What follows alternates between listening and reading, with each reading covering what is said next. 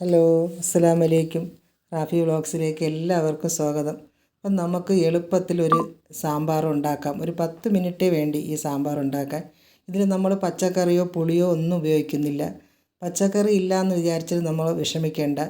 പെട്ടെന്ന് നമുക്കൊരു ദോശയോ ഇഡ്ഡലിയോ ഉണ്ടാക്കുമ്പോൾ പെട്ടെന്ന് ഉണ്ടാക്കാൻ പറ്റിയ ഒരു സാമ്പാറാണ്. നല്ല ടേസ്റ്റാണ്. ഇത് നമുക്കൊന്ന് ഉണ്ടാക്കി നോക്കാം.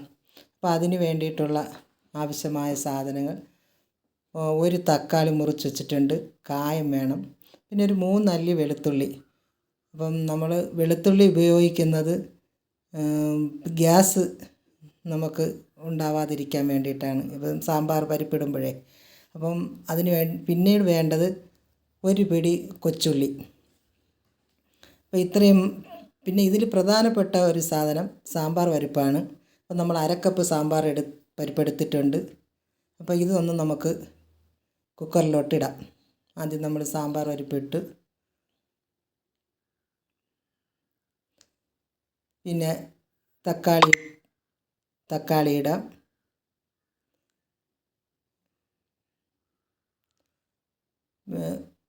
കൊച്ചുള്ളി, ഒരു പിടി കൊച്ചുള്ളിയാണ്. അത് ഉള്ളി കുറഞ്ഞു പോയാലും കുഴപ്പമില്ല. പിന്നെ വെളുത്തുള്ളി, ഇതെല്ലാം നമ്മളിട്ടിട്ടുണ്ട്. എന്നിട്ട് 1 കപ്പ് വെള്ളം നമ്മളത് ഒഴിച്ച് അതിൻ്റെ മുകളിൽ നിൽക്കണം. ആ രീതിയിൽ വേണം വെള്ളം ഒഴിക്കാൻ. എന്നിട്ട് നമുക്ക് ഇതൊന്ന് അടച്ച് സ്റ്റൗ കത്തിച്ചൊന്ന് വയ്ക്കാം.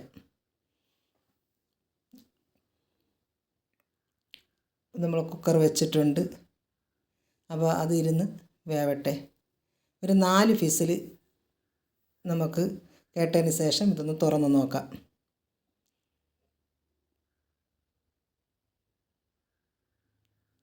കുക്കർ നമ്മൾ തുറന്ന് 4 വിസിൽ കഴിഞ്ഞതിന് ശേഷം ഒരല്പം മഞ്ഞൾപ്പൊടി, നേരത്തെ ഇടാനുള്ളതാണ്, ഒരല്പം മഞ്ഞൾപ്പൊടി നമ്മൾ ഇട്ടിട്ടുണ്ട്. പിന്നെ അല്പം കായം നമ്മളുടെ ആവശ്യാനുസരണം ഇടാം. ഒരല്പം വേണമെങ്കിൽ അങ്ങനെ, ഒരല്പവും കൂടി മുന്തി നിൽക്കുന്നെങ്കിൽ അതങ്ങനെ. എന്നിട്ട് ഒരല്പം തീ ഇതാക്കിയതിന് ശേഷം നമുക്ക് നന്നായിട്ടൊന്ന് ഇളക്കാം. അപ്പോൾ തീ നമ്മൾ ഒരല്പം കൊടുത്തിട്ടുണ്ട്. നന്നായിട്ട് ഉടഞ്ഞിട്ടുണ്ട്. കൊച്ചുള്ളിയും വെളുത്തുള്ളിയും തക്കാളിയും എല്ലാം നല്ല മഷി പോലെ ഉടഞ്ഞു വന്നിട്ടുണ്ട്.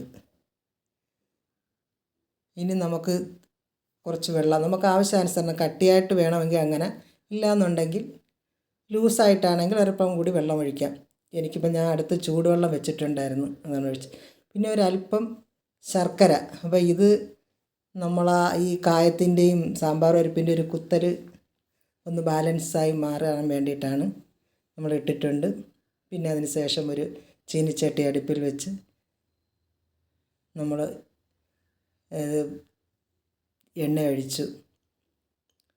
2 സ്പൂണ് എണ്ണ മതിയാവും. ഒന്ന് ചൂടായി കടുക് ഇട്ട് കൊടുക്കുന്നുണ്ട്. 1/2 സ്പൂണ് കടുക് പൊട്ടിട്ടുണ്ട്. ഇനി നമുക്ക് വറ്റൽമുളകിടാം. കറിവേപ്പിലയും ഇതായിട്ടിട്ടുണ്ട്. ഇതൊന്ന് മൂത്ത് വരട്ടെ. അപ്പം 1/2 സ്പൂണ് നമുക്ക് പിരിയൻ മുളകോ അല്ലെങ്കിൽ എരിവുള്ള മുളകോ ചേർക്കാം. പിരിയൻ മുളക് ഇല്ലാത്തവർക്ക് എരിവുള്ള മുളക് ചേർത്താലും മതി. എൻ്റെ കയ്യിൽ പിരിയൻ മുളകുണ്ട്, അതാണ് ഞാൻ ചേർക്കുന്നത്. എല്ലാം നന്നായിട്ടൊന്ന് മൂത്ത് വന്നിട്ടുണ്ട്. ഇനി നമുക്ക് ഈ സാമ്പാർ പരിപ്പിലോട്ടൊന്ന് ഒഴിക്കാം. എന്നിട്ട്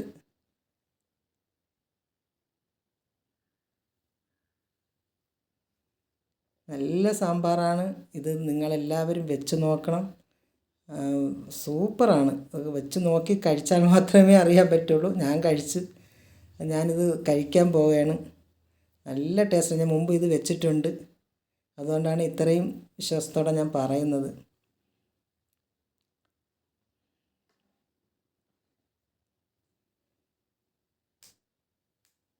പിന്നെ ഇനി നമ്മൾ ഇഡ്ഡലിയാണ് ഞാൻ ഇന്ന് രാവിലെ ഉണ്ടാക്കിയത്. അപ്പോൾ ആ ഇഡ്ഡലിയിലോട്ടൊന്ന് ഒഴിക്കാം. കാണുമ്പോൾ തന്നെ അതിനൊരു രസമില്ലേ? കഴിക്കാനും അതിലേറെ രസമാണ്.